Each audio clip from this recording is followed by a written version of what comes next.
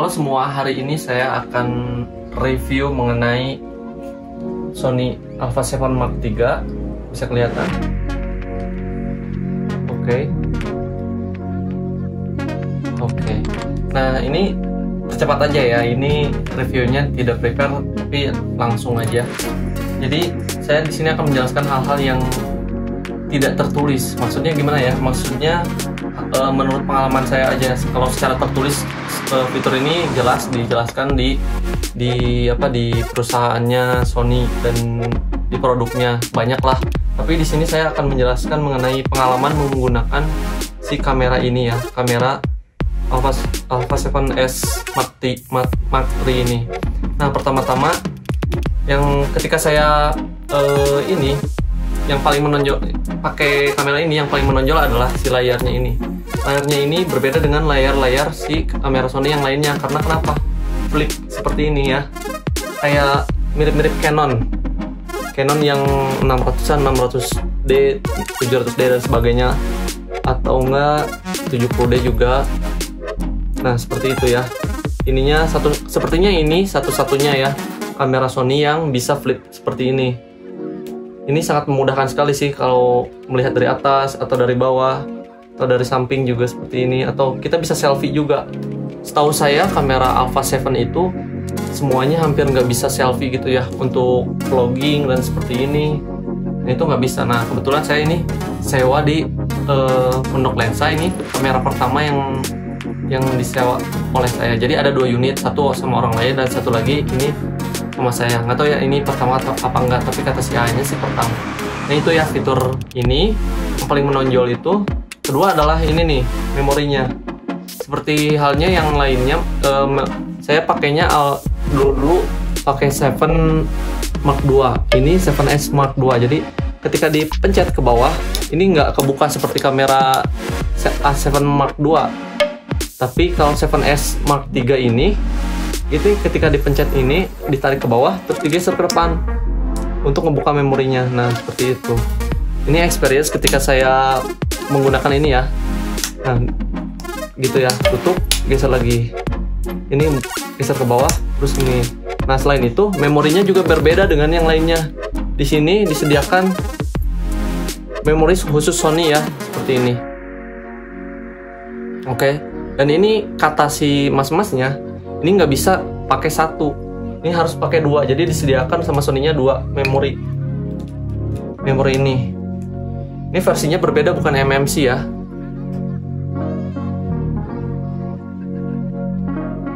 Oke. Ini di sini ada tulisan TAF, katanya CF Express A. Kecepatannya lebih tinggi lagi nih. Di sini tertulis 80 GB, 400 ya. 400 apa gitu untuk film, dan 700 MB per second. Oh, readnya 800 MB per second nih. Seperti bisa dilihat. Di sini ada tulisan 800 R itu read mungkin ya, read untuk ngebacanya 800 MB per second, dan 700 W itu write, menulisnya 700 MB per second. Jadi nge-recordnya gitu loh. Kecepatan recordnya 700, kecepatan bacanya 800.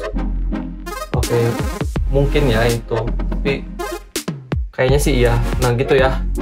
Tapi di slot ininya sebetulnya teman-teman bisa menggunakan memori ini juga. Oke, bisa menggunakan ini juga. Kita coba ya. Buat teman-teman, jadi nggak usah takut. Wah, ternyata harus pakai kamera ini, harus pakai memori ini.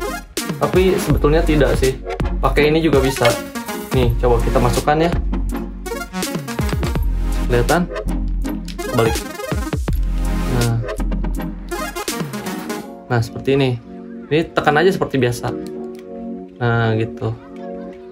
Oke. Nah, tapi secara fungsi saya belum nyoba sih, karena udah dipakai ini. Ya, kalau udah ada ini, kenapa harus pakai yang ini gitu ya.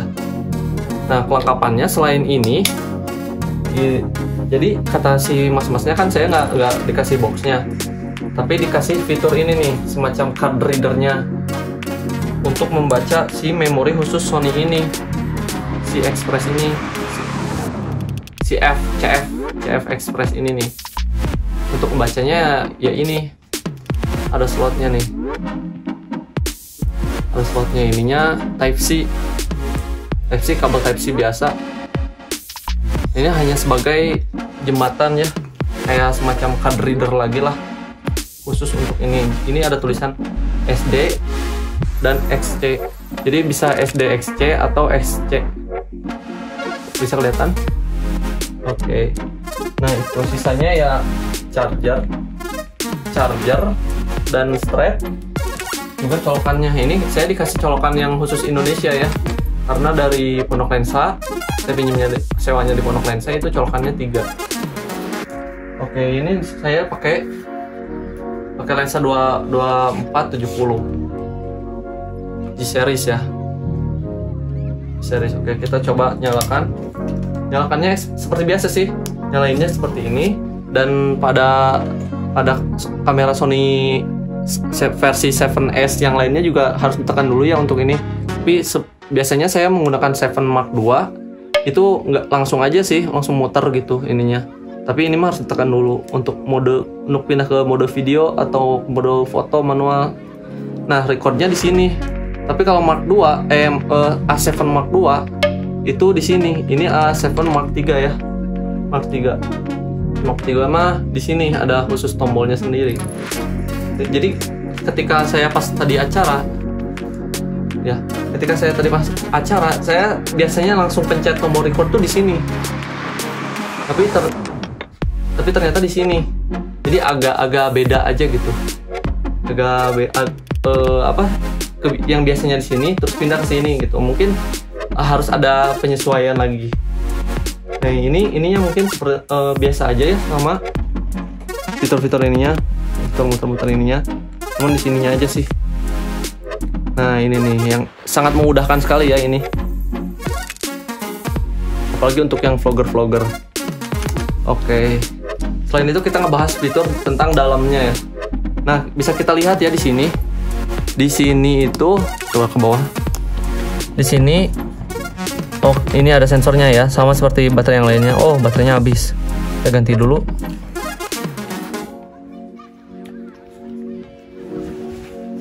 Keep roll. Oke. Nah. Oke, di sini ada tulisan 8 bit. 8 bit itu adalah colornya, warnanya. Ternyata si kamera ini sudah bisa 10 bit. Kita coba ya. Nah, ini bentukan settingnya seperti ini. Nggak tahu ya Alpha 7S Mark II seperti ini juga apa enggak ya. Nah, file format. Nah, di sini bisa 4K dan versi slow motion juga.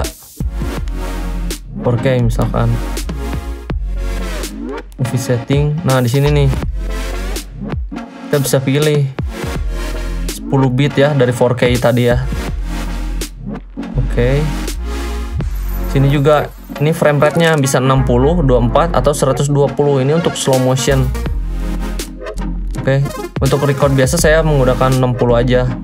Ini di 4K ya, di 4K bisa sampai 120 untuk slow motion. Oke. Ini yang lainnya mungkin sama seperti biasa. Ini fitur ininya ya, ketika sudah menjadi ini 10 bit kelihatannya. Oh ya, satu lagi, ini bisa touchscreen ya. Nah, ini bisa di fitur touchscreen misalkan ini. Untuk ngatur fokusnya ini. Oke, kayak kurang lebih kayak gitulah. Ininya harus auto juga sih. Harus auto. Nah, di sini juga fiturnya ada apa aja. Ini jack seperti biasa. Ini jack headphone, ini jack apa ya? Di sini ada tulisan plug-in power sih. Kita buat apa ya? Power up ya? Belum coba. Ini HDMI-nya udah HDMI gede ya. Jadi nggak usah pakai konverter lagi untuk ditancap ke TV atau apa ya. Biasanya kan kalau saya pakai Alpha 7 Mark II itu yang kecil dikonverter ke yang besar gitu. Ini udah langsung benar-benar HDMI versi besar, jadi nggak usah pusing lagi, sama kayak colokan infocus atau monitor yang lainnya. Nah di sini ada seperti biasa HDMI, oh bukan, ini Type C dan micro USB seperti biasa. Tapi kalau teman-teman punya Type C yang MacBook, ini bisa dicolokin ke sini dan kita bisa lihat ya. Kita ke sini, coba ke sini, kita pakai fitur ini nih, Image Edge Webcam dari Sony-nya. Ini bisa dijadiin webcam. Contohnya seperti ini. Ini hati-hati bakal. Nah, seperti ini. Kamera Sony-nya bisa menjadi webcam. Ini saya menggunakan OBS ya. Ups, maaf. Nah, ini pakai OBS. Caranya gimana? Ini biasa untuk gamer-gamer ya, gaming. Oke, ini biasanya untuk gaming ya, kayak gamer yang ngevlog, main gameplay sambil ada webcamnya, ini bisa. Caranya gimana? Ini kalau teman-teman pengen jadi webcam, teman-teman harus download dulu aplikasinya dari Sony-nya, namanya Imaging Edge Webcam. Betulnya nggak harus di Alpha 7S Mark 3 aja sih. Jadi Alpha 7S Mark 2 juga, dan yang Alpha 7 Mark 2 juga bisa. Jadi ada 7S Mark 2, ada 7 Mark 2 ya. Jadi semua Sony kameranya bisa, asal download dulu aplikasi ini, Imaging Edge Webcam. Nah setelah ini semacam bukan software, melainkan software, tapi bentuknya bukan aplikasi, bentuknya adalah driver untuk bisa ngebaca ini. Jadi ketika di download ini, teman-teman harus milih dulu versinya, versi kamera teman-teman. Nantilah kalau ini bisa nih, misalkan download ini ya. Nah di sini ada pilihannya, versi kamera teman-teman tuh versi kamera apa sih? A-mount atau E-mount atau E-mount. Nah kalau kebetulan yang saya ini adalah 7S Mark 3, berarti yang ini nih 7S Mark 3.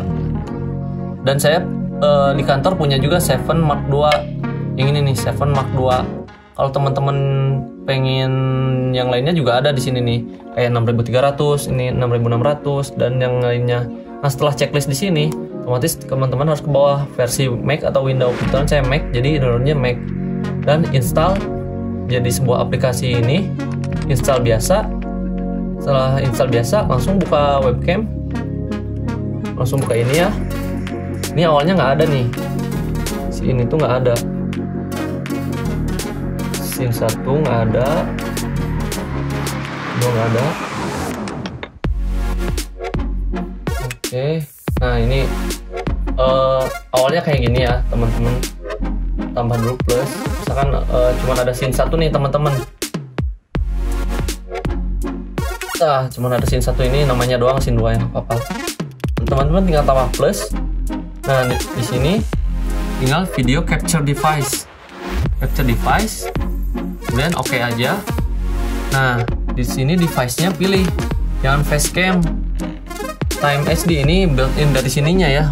Nah, pilih yang bawahnya. Ini ada itu karena tadi sudah menginstal drivernya ya, Sony Camera Imaging Edge. Oke, nah pilih yang high ya. Ini ada maksimal 1280x720, ada high. Pilih high aja. Oke, udah deh. Jadi di sini teman-teman bisa dibesarkan si layarnya. Biasanya gaming tuh dikecilin, pindah ke bawah. Ya. Jadinya terus ditambah lagi di sininya nih. Device kayak display capture. Jadi teman-teman ngerekam lagi ngapain teman-teman. Oke. Kayak gini nih. Oke. Ininya harus diperkecil. Nah, kayak gitu ya. Ini bisa. Oke, balik lagi ke ini ya. Kita coba. Nah, kayak gini. Oke, udah deh, udah jadi. Jadi teman-teman di sini video capture itu untuk kameranya di sini, dan display capture itu untuk merekam apa yang teman-teman lakukan di sini. Oke, kurang lebih kayak gitu. Halo. Oke. dia unggulan dari Sony. Ini Type C ya, jadi nggak usah pakai HDMI. HDMI untuk live langsung bisa, tapi untuk pakai Type C juga bisa. Ini pengaturan pencahayaannya bisa diatur di kameranya ya, ini fokus dan tidaknya. Oke, itu dia review singkat dari saya mengenai kamera ini. Oke, kita cabut aja ya. Untuk hasil-hasil dari videonya nanti saya akan bikin, insya Allah kedepannya saya akan sering sewa yang ini, karena untuk video produk juga dan sambil belajar juga yang lainnya. Sementara itu dulu fitur pertama kali saya pakai kamera ini itu ini layar, memori, dan 10 bitnya itu. Saya 10 bitnya belum pernah coba sih kayaknya, soalnya saya pakai Alpha 7 Mark II aja itu udah enakan ngeditnya. Kalau untuk video-video brand awareness kayak branding video gitu, apalagi ini yang warnanya 10 bit ya, kayaknya oh ya, kamera DSLR pertama, bukan DSLR, mirrorless pertama tuh yang keluar 10 bit itu adalah Lumix. Nah, semua orang pada pergi ke Lumix dan sekarang Sony sudah mengeluarkan yang 10 bit. Nah, gimana nih kira-kira? Dan sensornya full frame ya. Kalau Lumix kan masih micro four third di bawah dari itu. Ya kecil juga tapi luas sih sebetulnya untuk 4K. Ini 4K-nya udah 120 fps juga. Otomatis ya kita lihat nantilah. Oke, gimana kelanjutannya? Terima kasih yang sudah menyimak dari awal sampai akhir. Mudah-mudahan terbantu. Buat teman-teman yang ada tambahan boleh di komen di bawah. Kalau misalkan suka boleh di like dan jangan lupa di subscribe biar saya semangat nge-review lagi alat-alat yang lain. Oke? Dadah, sampai jumpa. Jangan lupa subscribe. Assalamualaikum warahmatullahi wabarakatuh.